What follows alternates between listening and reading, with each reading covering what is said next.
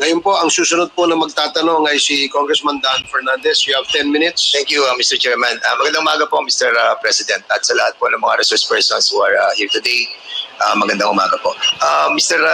Chairman, Mr. President, sa inyo pong campaign promise, nasabi na po natin na 3 buwan, 6 na buwan po yung ating pong pangako. Pero umabot po ito ng 6 na taon. At dito po sa 6 na taon na to ay naganap ito pong mga allegation of the extrajudicial killing. Sa isang press con po na napanood ko po ay nabanggit niyo po yung reward system na binabanggit niyo po yung 3 milyon para po doon sa eradication ng drug lords. At meron din po kayo nabanggit doon sa 2 milyon naman po para po doon sa mga drugista. At meron din po kayong binanggit doon na second echelon na almost 1 million. Ito po ba ay totoo, Mr. President? Correct. I was fighting a drug war. Doon sa mga manufacturers, sinasabi ko talaga patayin ninyo. Patayin ninyo. Huwag na ninyong, basta maabot na ninyo dyan sa factory na nagluluto ng Cebu, patayin ninyo. Yan ang utos ko. And I assume full responsibility. Okay, Mr. President. Yung mga nasa labas na naglakad, nanhuli, hindi yun. At yung actual nasa factory, sabi ko, ubusin niyo lahat. Lalo na yung mga aliens. And this happened in my city, And in other cities in the Philippines. and you take full responsibility for this, Mr. President. I will go to prison for that, Mr. Sir. At yun po ay in terms of policy, yun po yung inyong sinasabi. Ito po yung polisiya ng ating gobyerno, and that's the reason why ito po yung inyong pinaninindigan. Correct, Mr. President. Isahin ko na lang, and I will not repeat it. I did it as a matter of principle to protect my country. That is the long and short of it. Kung anong tanong man ninyo. Mr. Chairman, recently lang po, si PNP Chief Marbil ay meron po siyang interview dito po sa, can you kindly show yung GMA News Online number 12. At sinabi po ni PNP Chief Marbil that based on the official PNP data from July 2016 to June 2022, Marbil said that 1,286 officers were affected in the line of duty, with 312 killed and 974 wounded.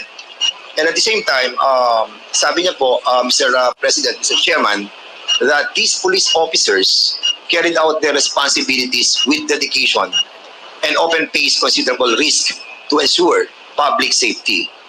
Many officers endured not only physical harm, but also found themselves entangled in legal and administrative challenges.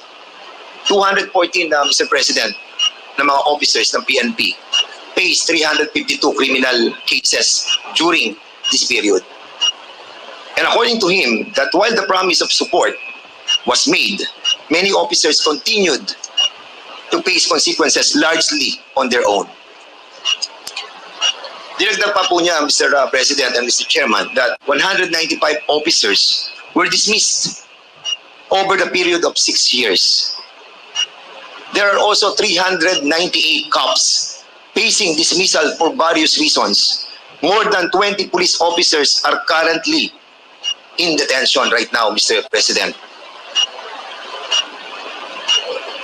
The PNP chief said that numbers remind us that the impact of the anti-drug campaign was deeply felt by our police force as well. He noted that even as former President Duterte publicly committed to supporting those enforcing the campaign, he said there is no official record that these commitments were fully realized. I was not asked even for a minute So, Mr. tumulong and for what a particular purpose.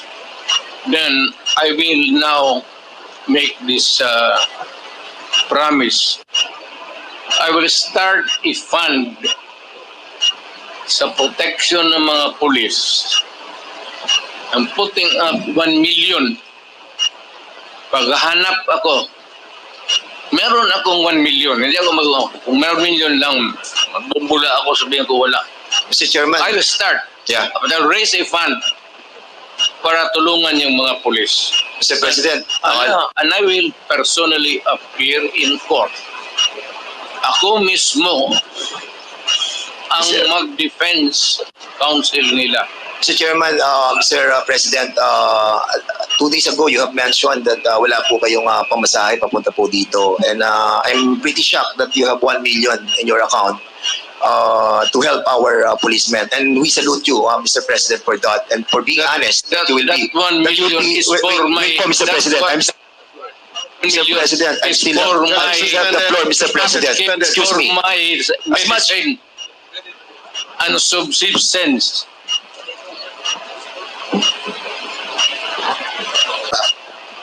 Mr. President, Mr. Chairman, yung pong 1 million na ipagkakalob po ninyo will go a long way. And we are very thankful because marami pong mga officers po natin, mga kapulisan po natin na natanggal na po. As a matter of fact, to be exact with that, Mr. Chairman, 195 officers na po itong na-dismiss. Nasira po ang kanilang buhay, nawalan po sila ng trabaho, they were humiliated, their dignity was lost. And Mr. Chairman, Mr. President, that 1 million will go a long way. I will hand to you the 1 million. Point of order, Mr. Chairman. Before this. Point of order, Mr. Chairman. But this now you are recognized, Congressman Dan Thank you, Fernandez. Mr. Chairman. Mr. Chairman, ang nabanggit po dito ay 195 officers were dismissed over the 6-year period. Ang tanong ko po, Mr. President, bakit ngayon nyo lang po ipagkakaloob yung 1 million samantalang na-dismiss na po ito pong 195 officers? I do not have the records. Sir, Wala po. hindi ako Polcom. So, hindi ko alam yan. But being the former president, sir, you have this I know that capacity. some policemen were dismissed. Because it was promised by you that you will, sabi niyo po ay sagot niyo silang lahat. But unfortunately, ito po nga po, nakita po natin, nagre-react na po ang PNP. And ang feeling po nila ay they were left alone. Well, Mr. President. if you're citing the records, then I would admit it. Na yun, totoo yan. Yes, I agree with that. Walang problema. Sinabi mo eh. Hindi, I agree with that, Mr. President. But my question is, bakit po natin sila napabayaang katulad po nito? Sagot niyo po sila. Pero 195 na na-dismiss, 398 cops facing dismissal, 1,286 dead, at yung iba po ay wounded. Were we able to help them, Mr. President? Well, alam mo, sir, if you work for a government, there are rules to be followed. It is not just because you're a policeman that you're always correct. It is not safe to say that you are a mayor that you are always correct, that you rule the city by your own. Maraming nagkakamali, and there must be a reason for their dismissal. There cannot be a dismissal without a lawful ground. Kung napaalis yan, sir, meron talagang kasalanan. Hindi mo pwede, basta i-dismiss mo lang yung pulit. But Mr. President, you Pero ako, pro-police talaga ako. Yes. Pinoprotektahan ko talaga ang police. I understand, Mr. President. But you made a promise, Mr. President, that sagot niyo sila. Sagot ko. And yun po ang problema natin, Mr. President, Mr. Chairman, that after 6 years, ngayon lang po tayo magbibigay ng tulong para po sa kanila. Hindi. The record will show, Mr. President. Hindi mo, yan ang record. Hindi, walang record ng bigas, pati pera. Mr. President, binigay what mo I'm sa trying to pamilya say, nila. the record will show that wala pong tulong natanggap ang lahat ng ito. Hindi po ako nagsasalita nito, Mr. President. Ang nagsasalita po nito ay si Chief PNP Marbil. Alam mo si Marvin, you remind him, hindi nakalista yung mga bigas na binigay ko sa mga pamilya ng polis, pera, enrollment ng mga bata. Hindi nakalista dyan. You Mr. remind that Marvin to Mr. President, use your... ang binabanggit po natin dito ay tulong na legal. Huwag kang maniwala dyan kay Marvin. Wala ka dyan. Okay, we will be... but sige po, punta po tayo sa susunod, Mr. President. Mr. President, Mr. Chairman, I would like to show a video. And later I'll be asking the former President to answer some queries from this representation. Sandali lang. Yes, I'm sir. not trying to be smart, Alec. I'm sorry if I'm overdoing. Yeah, it's okay po, Mr. President. No problem po. It's not really, hindi ko sinasadya yun. Opo. I respect I was once a member of Congress. Medyo emotional lang kasi ako basta sa crime na talagang galit ako sa kriminal. We understand that po, Mr. President, and thank you for that. Pakita lang po natin yung video, Mr. President. Mr. President, noong August 23, 2016, wait. Noong August 23, 2016, doon po sa Committee on Human Rights and Committee on Justice, binanggit po dito yung reward system. At sinabi po ni former Chief PNP, Gerald Bato, tungkol doon po sa reward system. I want to show this video clip, Mr. Chairman, please. Mr. Chairman, Mr. President, will you confirm that the Office of the President tumingi po ng mataas na budget para po sa reward system? Sir, can you kindly use the mic, please? Will you kindly use the mic, please? That's correct. So you have to spend money for operations, for intelligence. Alam mo, sir, if I will be allowed to explain, ang isang pulis, at magtanong ka dito after this proceeding, magpunta ka ng anong istasyon, ang pulis, hanggang sweldo lang yan, pati equipments, office material. Pero sabihin mo yung pulis na may sariling fund for an operation day-to-day to follow up cases sa mga criminals, wala, sir. Magtawag ka ng isang pulis dito ngayon. Magtanong ka, pagkatapos dito. Yan po ba, Mr. President? Kailangan, Go ahead, sir. Yeah, Go ahead, yeah. sir. No, go ahead, sir. kailangan punduhan mo talaga ang pulis. Lalo na if there is a serious crime, kidnapping, ikaw talaga ang pipinance niyan.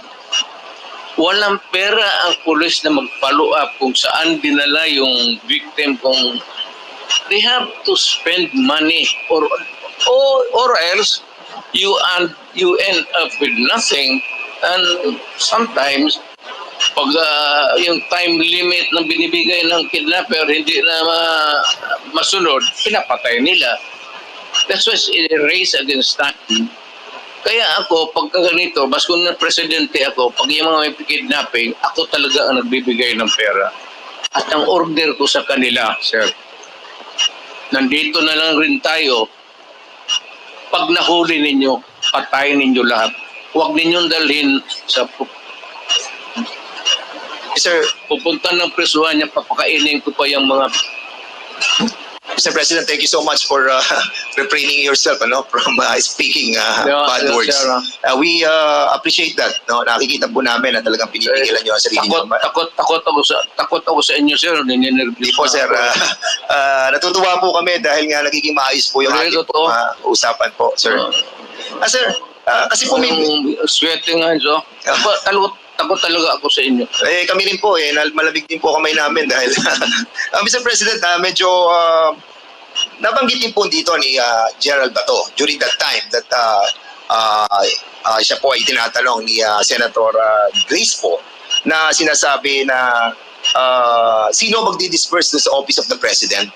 At may sinasabi po si Gerald Bato, sino po ba yung sinasabi na na assistant na magdi-disburse po ng pera para sa reward system? Yes.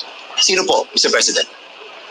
Hindi ko na kung sino kahiro doon. Kasi may sinasabi po si Gerald Baton na tao na magdi-disburse ng pera from the office of the President. Sino po yan, Mr. President? Hindi ko na alam talaga kung pagka ganung police operations actually it's an official it's not a hidden item there. Kunin mo doon sa kahira sa baba na kay police operation Mr. President, lahat naman yan police operation. It cannot be funded by it cannot be a police operation cannot be funded by private money. That is not allowed by law. pero during the time that you were, during one of your interview, Mr. President, I still remember that you have mentioned that yung pong pera na galing po sa donation ng inyong pong campaign funds will be utilized for the reward system. You mentioned that and I saw the video. And that's a private money, Mr. President. Yes, galing sa akin. Hindi na private money. Kasi natanggap ko yan. Ano na ako naghawak ko na the money was, I was holding was already when I was in the official na ako. But in accordance with the rule of COMELEC, yung excess money po na ginagamit po natin sa kampanya must be returned back to the COMELEC, Mr. Chair, to the donors, Mr. Maniwala President. ka na. Hindi, yun po sinasabi ng COMELEC, Mr. President. And yun po yung batas na atin po dapat sundin. Tanungin kita, sinong kandidato nagsauli? Mr. President, you cannot ask question. We will be the one asking question. That's why I said, Kasi po kami po, pag nakakatanggap Because po, it's Mr. President, I still have the floor. congruous. Mr. President, I have the floor. Kasi po pag nakakatanggap, kakaunti lang po yung nabibigay sa ating donation. So kulang na kulang pa po. And we believe that you have mentioned that excess money was utilized for the reward system. Is this true, Mr. Public President? interest, to protect public interest. Kaya nga po, Mr. President, Yes. na-utilize po yun. Yung sa, Yes, correct. Thank you, Mr. President. Mr. President, binanggit po natin, isa sa mga pronouncement din po ninyo that in no matter, sabi niyo po, that you won't apologize to the thousands of people who died and families who suffered because it is your belief that it's worth killing drug addicts and pushers. Dahil nga sa sinabi niyo rin yung don't destroy my country because I will kill you. Nabanggit niyo po ito, Mr. Yes. President. And Correct. would you also agree with me, Mr. President, that there are so many forms and ways how to destroy a country? Again, sir? There's a lot of ways to destroy our country. Is it correct? There's a lot of ways, Mr. President. Maraming paraan para wasakin po ang ating bansa. Of course. Di ba? Hindi lamang po ang pagsukpo sa illegal drugs. As a Yes. matter of fact, Mr. President, Rebellion. yes, correct. Yung pong tinatawag po nating economic saboteurs, Mm. yung pong mga sumisira ng ating kalikasan, yung mga nagpapasok ng mga illegal, yung mga smuggling sa ating pong mga costume, yung pong mga droga na pinapasok, yung mga illegal na bigas, yung pong mga asukal at iba pa. And at the same time, Mr. Chairman, yung corruption also. And at the same time, Mr. Chairman, ito pong tinatawag nating conniving with the different enemies. These are forms and elements in destroying our country. Mr. President, your pronouncement that don't destroy my country because I will kill you. Does this pertains to all of these elements, Mr. Hindi naman. Sir, I was really particularly worried because yung droga kasi ang target yung mga bata. Hindi tayo. Ang droga na distribute dyan sa mga high school, dyan sa mga ano, kung ang next generation ng Pilipino puro durog, puro bangag, at marami nakikita mo dito, marami nga opisyal natin sa gobyerno, nakikita mo bangag. Alam mo na kung sino ang bangag. Tinatawag nila. Kaya ako, sir, I'm just being, well, I was being a father of the city. But talagang galit ako sa kriminal. Yes. And would you Naggalit ako sa kriminal. And would you agree with me, Mr. President, that dun po sa inyong war on drugs, yung mga reported, majority of those that were reported killed on war on drugs, were not really all drug addicts and pushers. Would you agree with me? Well, because some of those who are really Collateral. in trafficking are not marunong eh. Those in trafficking sa drugs, may utak yun. Yun sila ang nag-traffic ng drugs. And they avoid taking drugs because alam nila na kung malulong sila sa droga, hindi na nila magamit yung utak nila. Mr. Kaya, President, yung sinabi nila na hindi lahat drugista, tama yun. Yung pero ito po yung mga collateral damage. Sabi nga po, shit happens eh. Di ba? Sabi ni Gerald Bato. So, if ever that meron pong collateral damage, meron pong mga shit happens, will you consider this as a failure of the war on drugs? hindi that. I would say that it was a maybe unnecessary death, but a collateral damage is recognized, if not, hindi naman sinasadya eh. Kaya yung in one drug den doon sa Davao City, 4 na Chinese, pinatay ko talaga. Ang problema, may tinamaan na 2 yung nagluluto. Pero yung 4 na in-check na talagang pinatay ko. Sinadya ko talang patmatayin. Mr. Chairman, Mr. President, is that a Admission, yeah.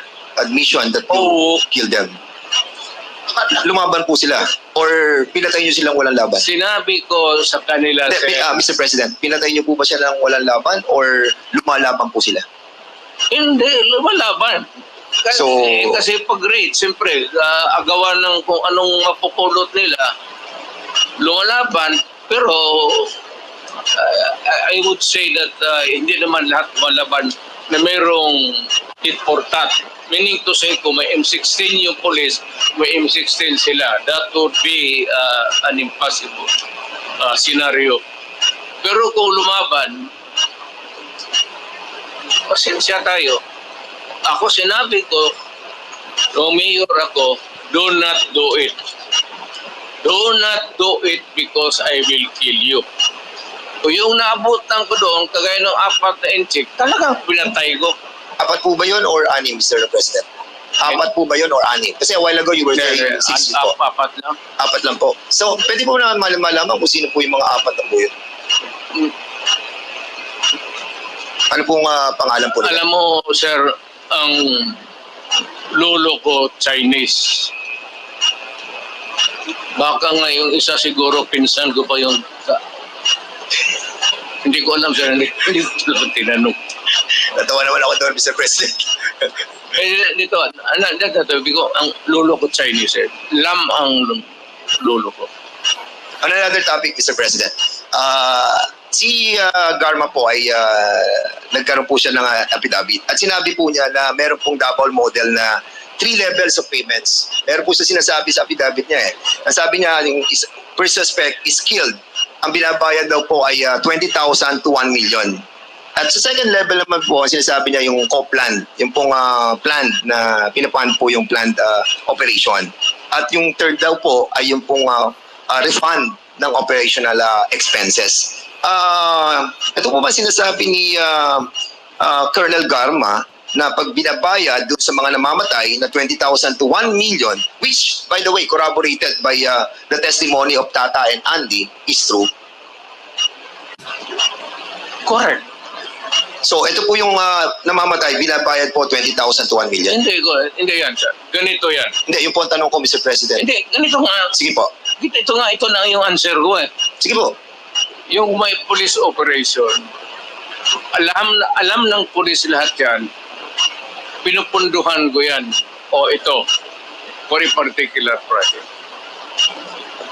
Pagka na-accomplish nila yan, sir, may sobra, magsabi ang police officer o lead official, sir, may sobra, hindi na ubos yun. Hindi na yan. For the boys. Yan, sir. Okay, yan, sir. Yan. Mr. President, in some interviews you have mentioned that, and you have spoken about the reward system. And sinabi nyo, patay o buhay? Patay, better. Buhay, okay lang. Correct. Yes, so ibig po sabihin ay mas okay sa inyo kapag patay. Mas maganda kung patay, sir. And that's the reason why we are trying to encourage our citizens to kill all those addicts. No, not addicts. To kill the criminals. Not addicts, because addicts are victims of the criminals running the drug syndicates.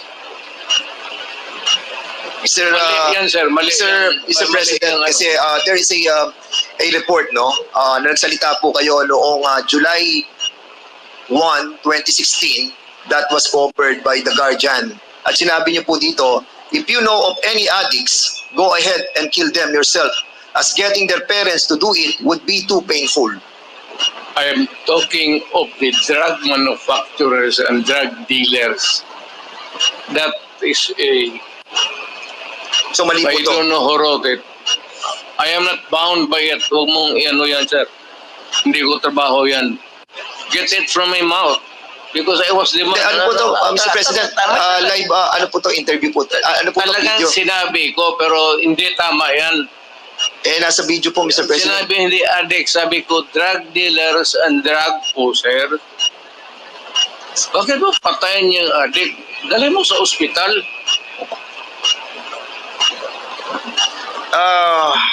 It's common sense. Ang polisiya po ng ating pong gobyerno, ng gobyerno nyo, yung pong neutralization, illegal drug personalities nationwide, kailangan po siyang ma-neutralize.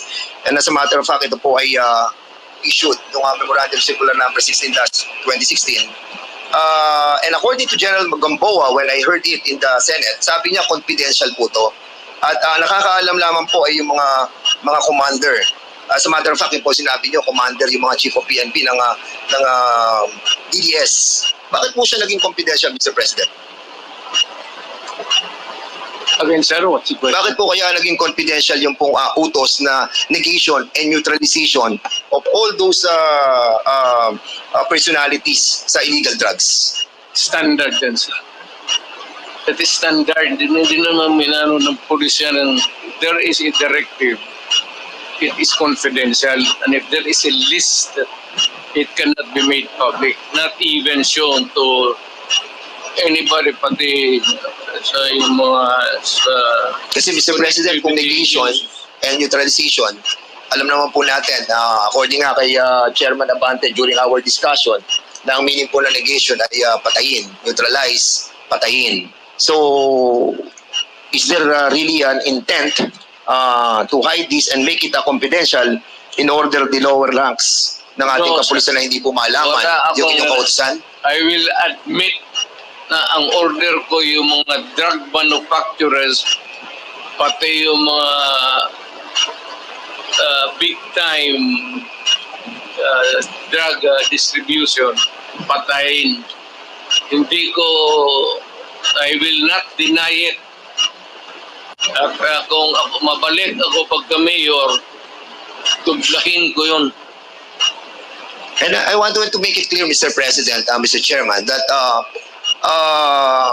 nung panahon po ng ating pong Pangulong, dating Pangulong Rodrigo Roa Duterte, meron po tayong 210,000 na mga kapulisan. And during that time, kung titignan mo yung mathematical computation, if ever na nagkaroon po tayo ng 20,000 na killed during that time, ay kung magkakaroon po tayo ng ratio na 1:1, ay sasabihin po natin that majority of the members of the PNP ay hindi naman po na-involved dito po sa war on drugs. Would you agree with me with that, Mr. President? Yes, sir. Mayroon kasi yung mga drug enforcement units na sila. Sila lang po na-involved. Not all policemen, any police department of a city or a province are dedicated to the drug operations. Meron talaga yung unit, sir, hindi lahat. There's the anti-smuggling, anti-narcotics, ganon, may especially ano. Thank you, Mr. President. Mr. Chairman, meron kayong nabanggit sa Guardian. Sa Guardian, noong pong July 1, 2016. At sinabi po ninyo dito, Mr. President, Mr. Chairman, during the campaign, you said 100,000 people would die in this crackdown. With so many dead bodies dumped in Manila Bay, that fish there would grow fat from feeding on them.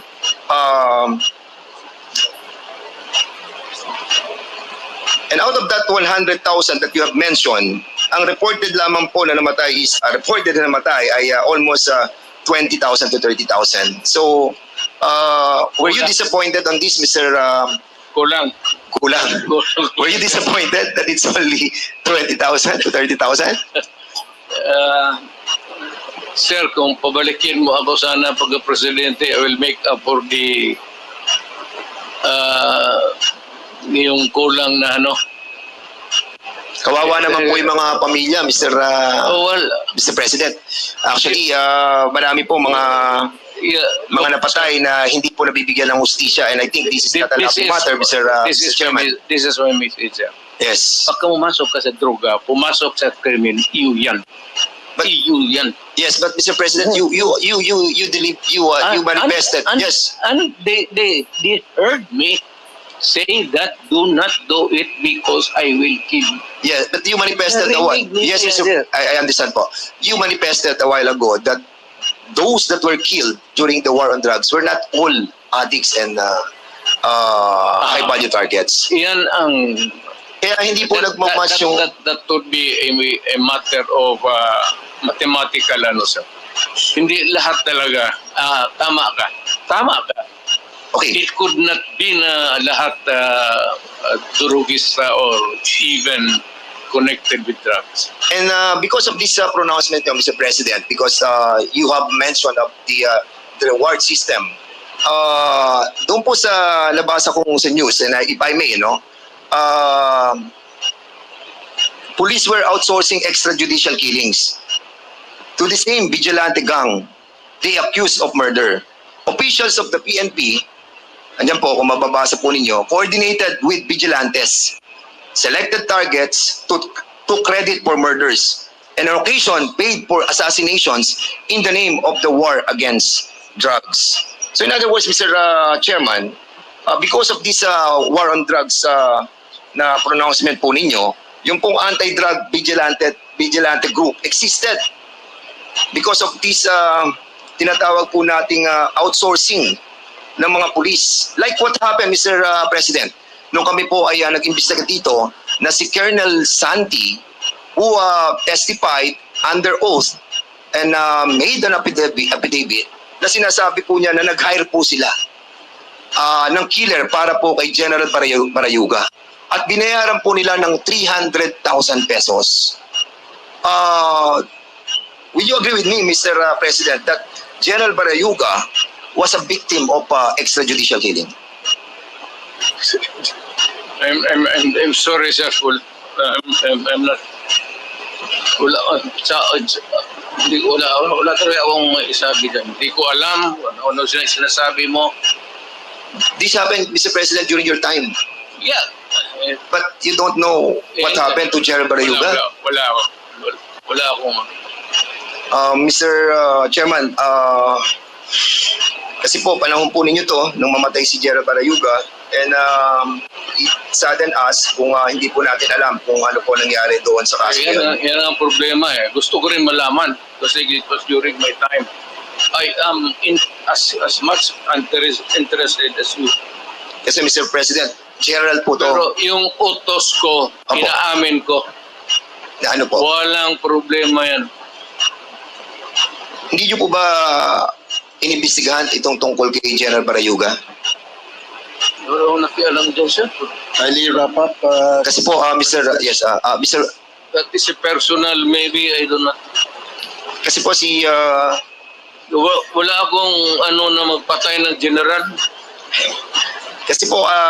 ito pong si Colonel Hector Grijaldo na siya pong nag-aakusa sa amin that kami daw po ay pinuwersa namin siya, kinuhors namin siya, hinaras po namin siya. Siya po ang chief of police ng Mandaluyong when this murder of General Grijaldo happened. General Barayuga happened. And that's the reason why we are asking about kung nalaman po ninyo itong kasong to, Mr. Sino yan, sir? Sinong suspect? Well, according po kay Colonel Santi, ang suspect po ay si Colonel Leonardo at si Colonel Garma. He mentioned in the affidavit that Colonel Leonardo called him. Kaya nga po, tinatanong po namin sa inyo kung nalalaman po niyo yung kaso niyo. I do not know. There should be cases by now. There should be a case filed by now.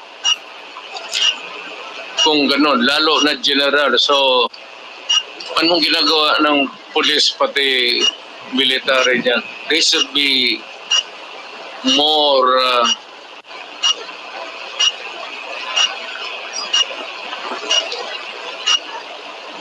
more active. Lalo na yung general.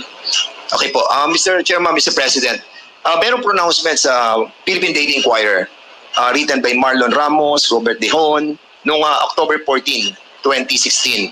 And De Lima called mother of all drug lords. Nakasulat po to at binabanggit po. Naniniwala po ba kayo that si Secretary De Lima ang mother of all drug lords? Who said it, sir? According sa report ay mga tao po natin sa Malacanang ay Sino, si sir? Director Ruel Lasala and Reynaldo Esmeralda, former NBI officer in charge ng Department of I Justice. would like to congratulate them for making this statement. Secretary De Lima, would you agree with the statement of the former president that you are the mother of all drug lords?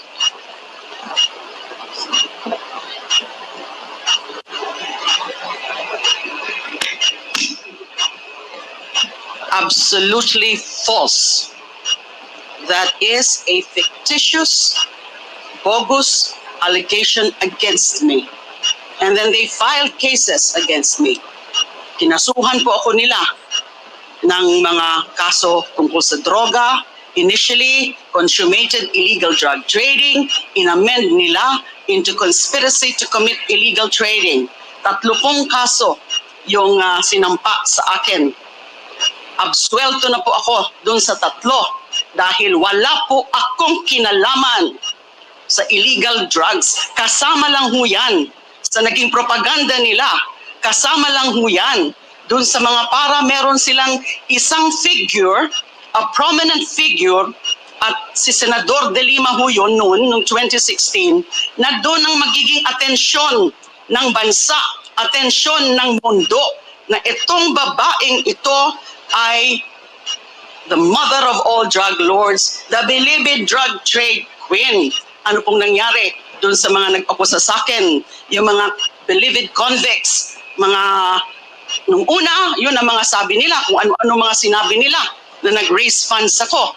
Pero kinalaunan, binabawi ho nila yung kanilang mga akusasyon against me. I was cleared of all 3 drug cases. I underwent the whole process. Dumaan po ako sa buong proseso kahit mahirap, masakit para sa akin.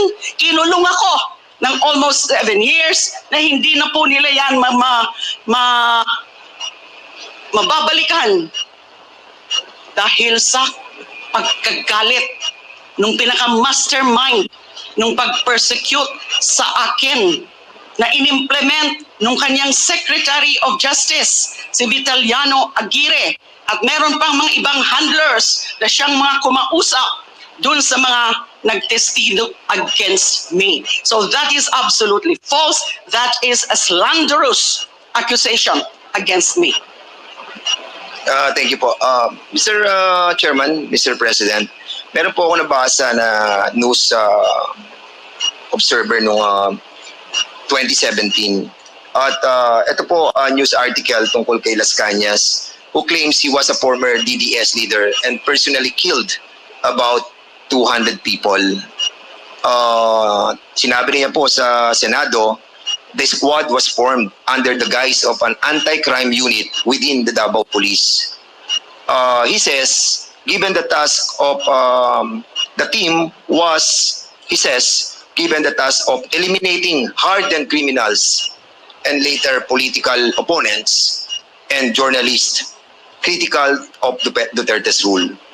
He alleged regularly took direct orders from sa inyo po about who to kill and how to dispose of the bodies. Las Cañas claims those shocking words: throw them in the ocean or in the quarry, bury them, make sure there are no traces of the bodies, were spoken by Duterte at one of the dozens of alleged meetings with the DDS. The police hit squad was paid based on the value of the targets, he says. So, Mr. President, ang tanong ko po, totoo po ba ang sinasabi ni Las Cañas? Gano'n nyo po ba katagal nakakilala ang taong ito?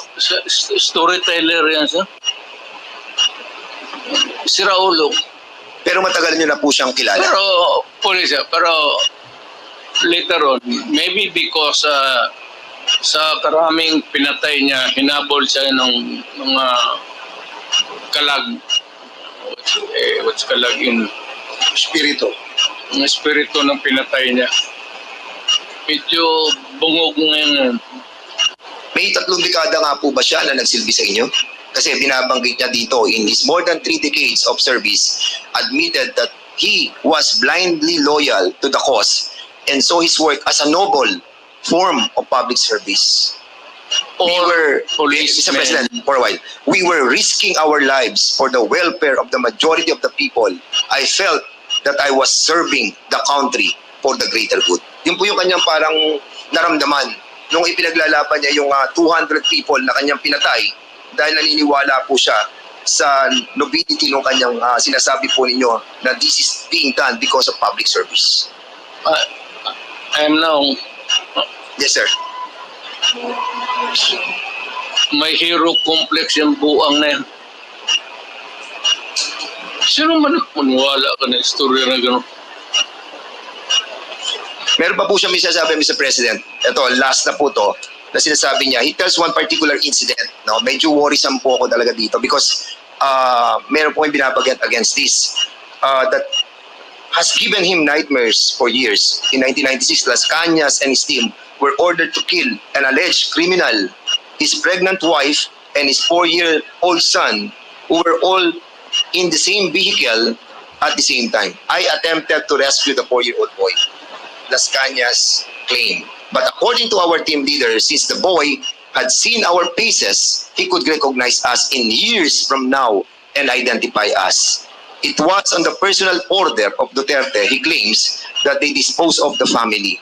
Mayor Rudy approved the recommendation of our task force commander in front of us to erase, meaning to kill everyone. That was his specific order, that he okay with it, provided it would be clean. Sir, medyo matastas ito lang, ano ko, sir. When I was a fiscal, kukunti lang yung sweldo, and I got married. Asawa ako, got pregnant, asawa ko, nanganak ako.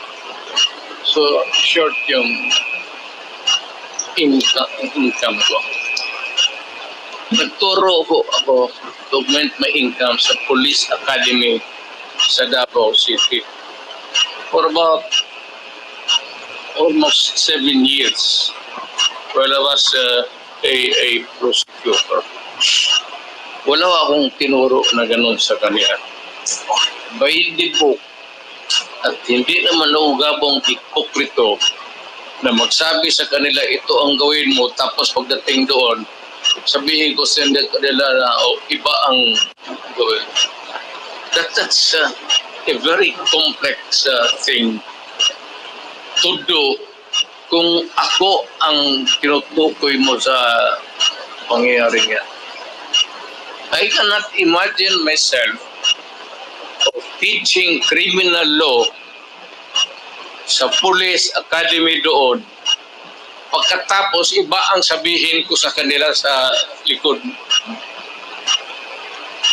How? Mr. President, if I may, no?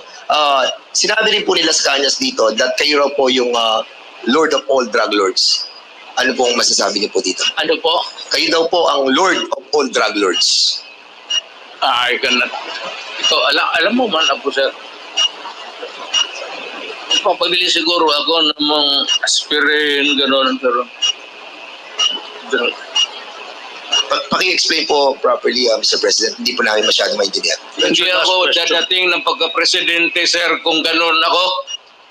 Sir, can you kindly tone down your voice? Oh, yes. We're just trying I was to, just Mr. emphasizing President, the we're point just asking that to clarify your alam ng statements. police, alam ng lahat ng tao ng Pilipinas, mayor ako, hindi ako dadating ng pagka-presidente kung ganun ako katurpe. Hindi, sinasabi That's your lang po last namin, question, Mr. President, Congressman kung Fernandez. kayo po yung Lord of all drug lords na sinasabi po ni Arturo Las Cañas. Yun po ang tinatanong ko. Mr. President, okay. Lastly, Mr. President. That's your last question. Yes, Again, last na po to. Congressman Dan Fernandez. Mr. President, meron po kayo sinabi nung 2016 sa interview niyo po that you have planted evidence during your time as a fiscal. Is this true? Hindi po totoo. That's garbage, sir. So yung po nasabi niyo sa video, hindi po siya totoo. Alam ng mga pulis yan, yung planting of evidence. Hindi talaga ako. Kasi Mr. President, yung po yung napanood ko at sinabi niyo po kasi. Kaya kami naman po ay, we are basing on the video that we have seen at nakita po namin yung sinasabi niyo na nagpa-plant po kayo ng evidence and we wanted to find out. Kasi yung pronouncement niyo po was construed by the members of the PNP organization that they can do freely the planting of evidence. That's illegal. And I said I was teaching them criminal law. Yeah, but the problem, Mr. President, is your announcement or your pronouncement that you have done that, yung sa planting of Kung evidence. hindi yan sa libro, sir, na tinuro ko, hindi totoo yan.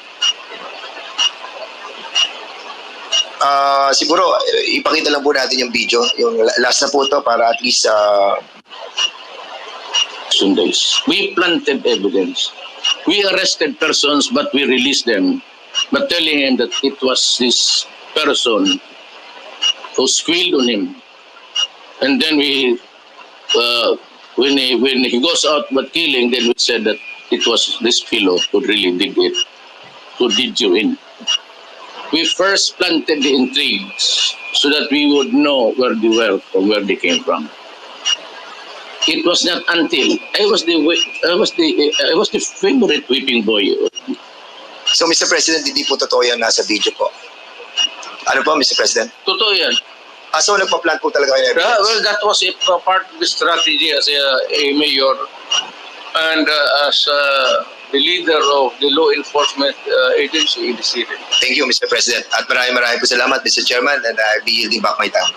Salamat, Congressman Dan Fernandez. Mr. Chair, The next to interpolate Mr. Chair. is, what is the pleasure of in connection, isang tanong lang po in connection kay sa mga katanungan ni Honorable Dan This is in Fernandez. relation to Congressman Yes. Dan Fernandez's Yes, Mr. Chair.